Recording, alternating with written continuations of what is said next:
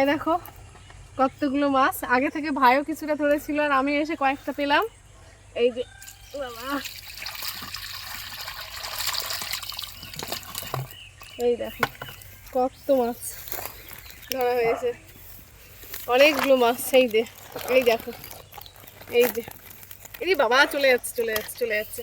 এই দেখো কিরকম, তাহলে বলে না কই মাছের জীবন মারাত্মক জীবন, তাল গাছে উঠে যায়। এই দেখো কই মাছ কিভাবে চলে যাচ্ছে।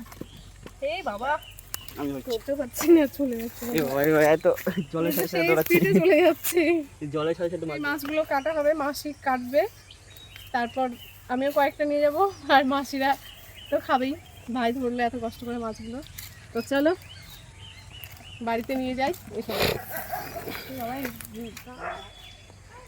মাসিরা কত মাছ, আসো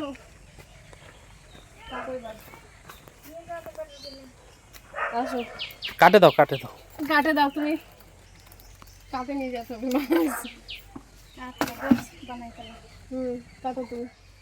এই যে মাসি দেখো মাছ কাটছে, আমি বসে আছি।